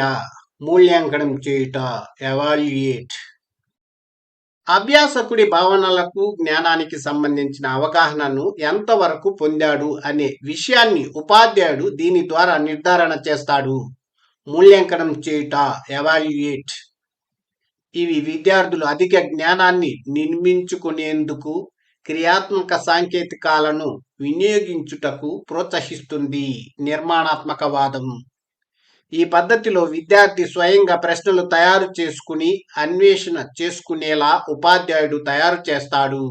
నిర్మాణాత్మక వాదంలో ఏ పద్ధతిలో అభ్యసనం యొక్క వివిధ వ్యాఖ్యానాలు, వ్యక్తీకరణలు చేయుటకు ఉపాధ్యాయుడు విద్యార్థులకు అనుమతిస్తాడు. నిర్మాణాత్మకవాదం. ఈ పద్ధతిలో ఉపాధ్యాయుడు విద్యార్థుల నిజ జీవిత అనుభవాలను గూర్చి ప్రశ్నిస్తాడు. నిర్మాణాత్మకవాదం. ఈ పద్ధతిలో ఉపాధ్యాయుడు తన సొంత అభ్యసనంలో విద్యార్థులు క్రియాత్మక భాగస్వామ్యులుగా ఉండుటకు అనుమతిస్తాడు. నిర్మాణాత్మకవాదం. వ్యూహము, స్ట్రాటజీ లేదా టెక్నిక్ అంటే యుక్తి, వ్యూహాత్మక నైపుణ్యం, కార్యప్రణాళిక, సమగ్ర మరియు క్రమమైన కార్యాచరణ అని అర్థం. బోధనలో ఒక క్రమబద్ధమైన, తార్కికమైన, ఫలప్రదమైన ఏర్పాటును సూచించేది వ్యూహము. విద్యా గమ్యాలను సాధించడం కోసం రూపొందించిన కొన్ని ముఖ్యమైన వ్యూహాలు: 1. మేధోమథనం, బ్రెయిన్ స్టార్మింగ్. 2. జట్టు లేదా బృంద బోధన, టీమ్ టీచింగ్. 3. Mind mapping. 4. ప్రశ్నించుట, క్వశ్చనింగ్. మేధోమథనం అంటే బ్రెయిన్ స్టార్మింగ్ అంటే ఏమిటి? ఒక సమస్యకు పరిష్కారాలు కనుగొనడానికి లేదా కొత్త ఆలోచనలు సృష్టించడానికి ఒక గుంపులోని వ్యక్తులు స్వేచ్ఛగా, నిర్బంధం లేకుండా ఆలోచనలు పంచుకునే విధానం. ప్రకటనల కోసం, నూతన ఉత్పత్తులను అభివృద్ధి చేయడం కోసం, వాణిజ్య పత్రిక రచనకు సంబంధించిన అంశాలలో ఉపయోగించే సృజనాత్మక ఆలోచనలలో ఇది ఒక వ్యూహం. మేధో మథనం. ఇది ఒక సాంకేతిక విధానం, ఒక ప్రక్రియ మరియు దీనిని ఆలోచనల ఉప్పెన అని కూడా అంటారు. మేధో మథనం. ఈ ప్రక్రియలో విద్యార్థులను ప్రేరేపించి ఏ విధమైన బిడియం లేకుండా వారికి నచ్చిన ఆలోచనలను వ్యక్తపరిచేటట్లు చేయాలి. మేధోమథనం ప్రక్రియలో జట్టు బోధన, టీమ్ టీచింగ్ అనగా ఒక తరగతిలో ఒకే ఒక ఉపాధ్యాయునికి బదులు 2 లేక అంతకంటే ఎక్కువ మంది ఉపాధ్యాయులు కలిసి ఒక జట్టుగా ఏర్పడి బోధించడం. జట్టు బోధన అనే భావన మొదటగా ఎప్పుడు, ఎక్కడ ఆవిర్భవించింది? 1950లో అమెరికాలో. జట్టు బోధన అనే భావన మొదటగా 1950లో అమెరికాలో ఆవిర్భవించిన తర్వాత ఏ దేశానికి వ్యాపించింది? ఇంగ్లాండ్. జట్టు బోధనను 1955లో ప్రవేశపెట్టిన మొట్టమొదటి విద్యా సంస్థ ఏది? హార్వర్డ్ విశ్వవిద్యాలయం, అమెరికా. ఇతని నిర్వచనం ప్రకారం జట్టు బోధన ఒక వ్యవస్థీకరించిన బోధన స్వరూపం. దీన్ని తమ పాఠశాల వసతులకు, విద్యార్థుల అవసరాలకు అనుగుణంగా ఉండే ఒక కార్య పథకాన్ని రూపొందించి నిర్వర్తించడానికి కొంతమంది ఉపాధ్యాయులు తమకు అందుబాటులో ఉన్న ప్రావీణ్యతలను, ఆసక్తులను, వనరులను సమీకరించడానికి నిర్ణయిస్తారు. David Warwick. ఇద్దరు లేక అంతకంటే ఎక్కువ మంది ఉపాధ్యాయులు తమ ప్రత్యేక బోధనా నైపుణ్యాలను దృష్టిలో ఉంచుకుని సహకార పద్ధతిలో ఒకే ఒక వర్గానికి లేక తరగతికి చెందిన విద్యార్థులకు బోధన చేయడానికి పథక రచన చేసి బోధనలోని సాంకేతిక విధానాలను వర్గీకరిస్తూ ప్రత్యేకంగా బోధన చేస్తారు అని జట్టు బోధనను నిర్వచించినది కార్లో అబోసన్. జట్టు బోధనను రూపొందించడంలో 4 ఉపగమాలు సూచించిన విద్యావేత్త ఎవరు? David Warwick. డేవిడ్ వార్విక్ జట్టు బోధనను రూపొందించడంలో సూచించిన 4 ఉపగమాలు ఏవి? 1. విషయ స్వభావంపై ఆధారపడిన ఉపగమం థీమాటిక్ అప్రోచ్. 2. సమవర్తిత విషయాలు కాంకరెంట్ అప్రోచ్. 3. సంచయన క్రమానుగతం క్యుములేటివ్ అప్రోచ్. 4. ఏకకేంద్ర నమూనా కాన్సెంట్రిక్ అప్రోచ్. సమవర్తిత విషయాలు కాంకరెంట్ థీమ్స్ అంటే ఒకే తరగతిలో చదువుతున్న విద్యార్థులకు 2 లేదా అంతకంటే ఎక్కువ విషయాలు ఒకేసారి బోధించే విధానం. గణితం ప్లస్ భౌగోళిక శాస్త్రం ఒకే పాఠంలో బోధించడం ఏ ఉపగమానికి ఉదాహరణ? కాంకరెంట్ అప్రోచ్ లేదా సమవర్తిత విషయాల ఉపగమం. జట్టు బోధనలో విషయ స్వభావంపై ఆధారపడిన ఉపగమం అంటే థీమాటిక్ అప్రోచ్ అంటే ఒక సాధారణ అంశం, కార్యక్రమం లేదా అమూర్త అంశం లేదా వాస్తవిక అంశం నుంచి అనుసంధానం చెందిన వివిధ అంశాలు ఏర్పడటం. ఉదాహరణకు సైన్స్లో నీటి లక్షణాలు, సోషల్లో నీటి వినియోగం, గణితంలో నీటి పరిమాణం కొలవడం, భాషలో నీటి మీద కథ లేదా కవిత, ఆర్ట్లో నీటి చిత్రాలు అంటే ఒకే థీమ్ను వివిధ విషయాలతో అనుసంధానం చేయడం. సమవర్తిత విషయాల ఉపగమం కాంకరెంట్ థీమ్స్ అంటే 2 లేదా అంతకంటే ఎక్కువ విషయాలను సబ్జెక్ట్స్ ఒకే ఒక వర్గంలోని విద్యార్థులకు బోధించే విధానం. గణితం ప్లస్ భౌగోళిక శాస్త్రం ఒకే పాఠంలో బోధించడం ఏ ఉపగమానికి ఉదాహరణ? Concurrent approach. సంచయన క్రమానుగతం క్యుములేటివ్ సీక్వెన్స్ అంటే పాఠాలు, కార్యకలాపాలు, విషయాలు ఒకదాని తర్వాత ఒకటి క్రమానుగతంగా అనుసంధానం అవుతూ ముందుకెళ్లే బోధనా పద్ధతి. ఈ ఉపగమంలో కార్యక్రమాలు క్రమానుగతంగా అనుసంధానం చెందుతాయి. సంచయన క్రమానుగతం. సంచయన క్రమానుగతం దేనితో పోల్చబడుతుంది? ఒక హారంలోని పూసల అనుసంధానంతో. ఫ్రెండ్స్, వీడియో నచ్చితే లైక్ చేయండి, అలాగే సబ్స్క్రైబ్ చేసుకుని షేర్ చేస్తారని ఆశిస్తున్నాను. సంచయన క్రమానుగత ఉపగమం ఏ విద్యార్థులకు ఎక్కువగా అనుకూలం? మానసిక పరిపక్వత గల విద్యార్థులకు. మైండ్ మ్యాపింగ్ అంటే విద్యార్థులకు ఏదైనా ఒక అంశం లేదా భావనను ఇచ్చి స్వతంత్రంగా ఆలోచింపచేసి వారి నుంచి వచ్చిన ఆలోచనలను క్రోడీకరించి ముగింపు ఇవ్వడం.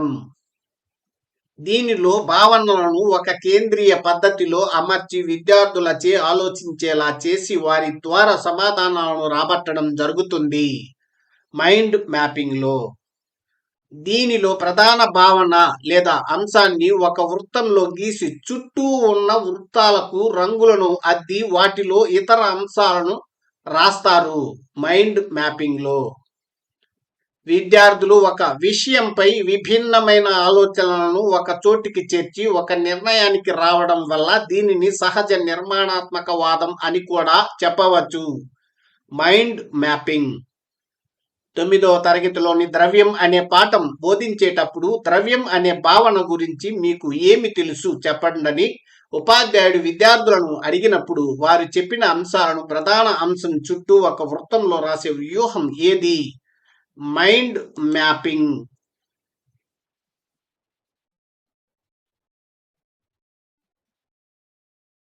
దీనిని సహజ నిర్మాణాత్మకవాదం అంటారు. Mind mapping. బోధనకు సంబంధించిన ఉత్తమమైన కళలలో ప్రశ్నించడం ఒకటి. ప్రశ్నించుట, క్వశ్చనింగ్ అనేది విద్యార్థుల ఆలోచన అభ్యసనను ప్రోత్సహించే సాధనం. ప్రశ్నలు ఎన్ని రకాలు? అవి ఏవి? 2 రకాలు. అవి: 1 నియత ప్రశ్నలు, టీచర్ క్వశ్చన్స్. 2 సహజ ప్రశ్నలు, స్టూడెంట్స్ క్వశ్చన్స్. నియత ప్రశ్నలు ఎన్ని రకాలు? అవి ఏవి? 2 రకాలు. అవి: 1 పరీక్షించే ప్రశ్నలు, 2 బోధన లేదా పాఠాన్ని అభివృద్ధి చేసే ప్రశ్నలు. పరీక్షించే ప్రశ్నలు ఎన్ని రకాలు? అవి ఏవి? 2 రకాలు. అవి: 1 ప్రారంభ ప్రశ్నలు, 2 పునర్విమర్శ ప్రశ్నలు. సహజ ప్రశ్నలు అంటే అంశానికి సంబంధించిన సమాచారం తెలుసుకోవడానికి, సహజమైన సందేహాలు తీర్చుకోవడానికి విద్యార్థి అడిగే ప్రశ్నలు. నియత ప్రశ్నలు అంటే ఉపాధ్యాయుడు తరగతి గదిలో విద్యార్థులను అడిగే ప్రశ్నలు.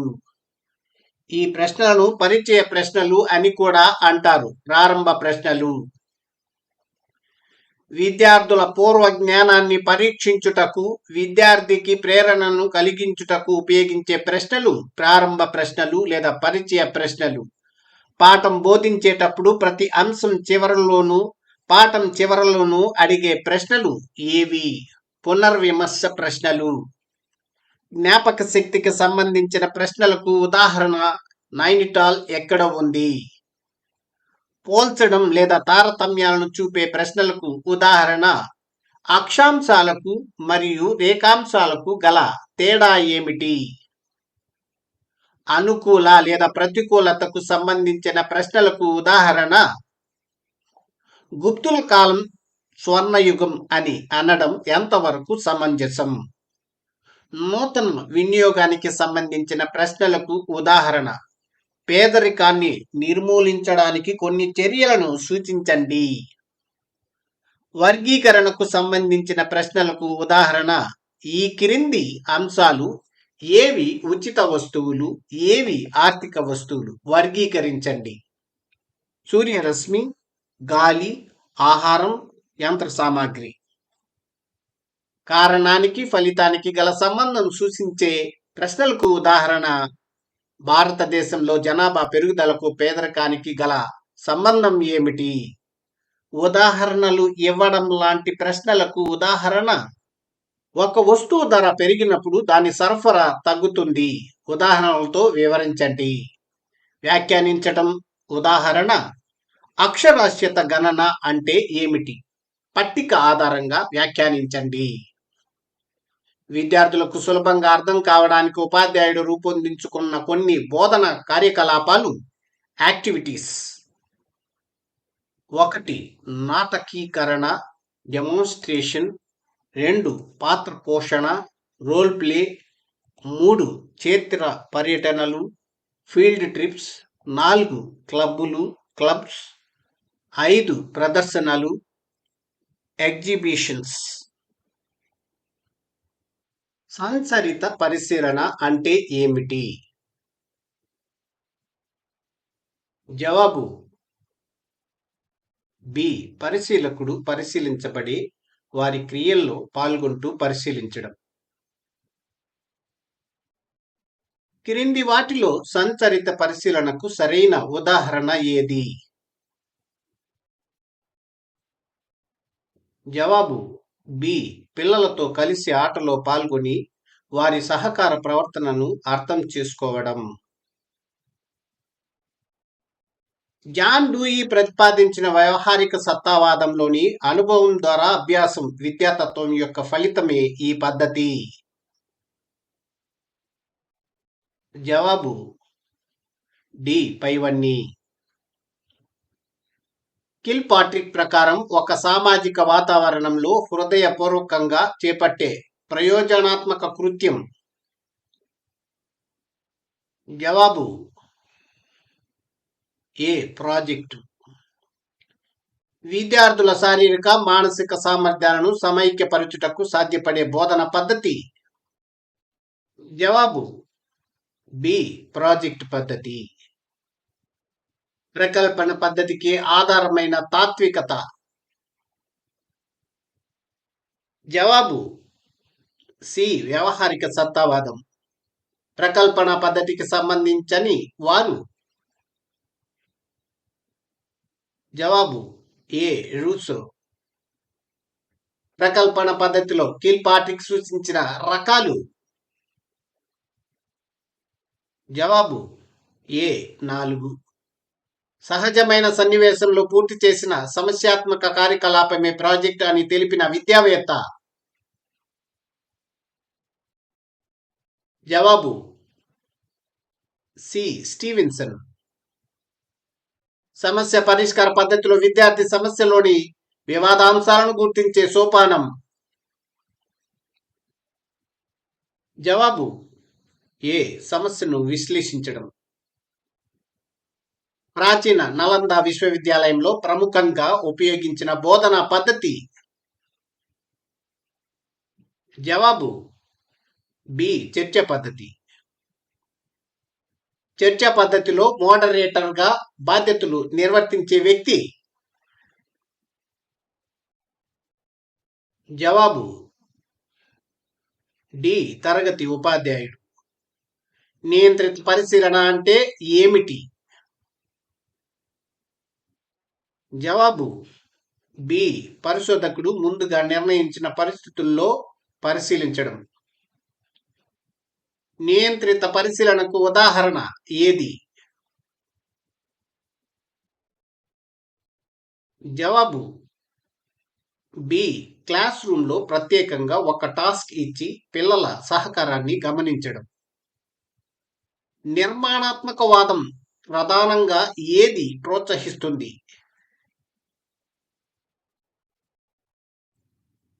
జవాబు బి. విద్యార్థులు అధిక జ్ఞానాన్ని నిర్మించుకోవడం. నిర్మాణాత్మకవాదం ప్రకారం ఉపాధ్యాయుని పాత్ర ఏంటి? జవాబు సి. విద్యార్థిని అన్వేషణ చేసుకునేలా మార్గనిర్దేశం చేయడం. విద్యార్థులు స్వయంగా ప్రశ్నలు తయారు చేసుకుని అన్వేషించుకునే అవకాశం కల్పించే పద్ధతి ఏది? జవాబు సి.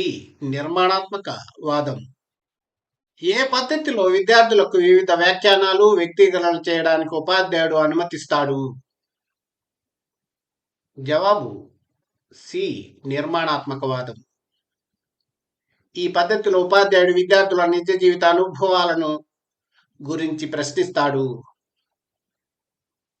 జవాబు సి. నిర్మాణాత్మకవాదం. నిర్మాణాత్మకవాదంలో విద్యార్థులు ఏ రూపంలో పాల్గొంటారు? బి. క్రియాత్మక భాగస్వామ్యులుగా. శిక్షణ అనేది వ్యక్తిగత అనుభవాలపై ఆధారపడుతుంది అనే భావన ఏ వాదానికి చెందినది?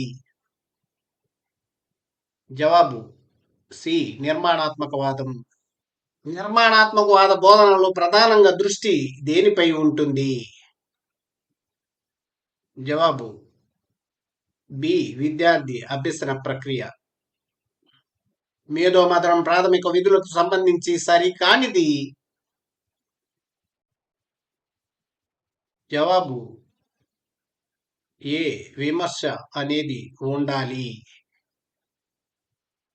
జట్టు బోధన ఒక వ్యవస్థీకరించిన బోధన స్వరూపం. దీన్ని తమ పాఠశాల వస్తువులకు విద్యార్థుల అవసరాలకు అనుగుణంగా ఉండే ఒక కార్య పథకాన్ని రూపొందించి నిర్వర్తించడానికి కొంతమంది ఉపాధ్యాయులు తమ ప్రావీణ్యతలు, ఆసక్తులు, వనరులను సమీకరించడానికి నిర్ణయిస్తారు. ఈ నిర్వచనం ఎవరిది? జవాబు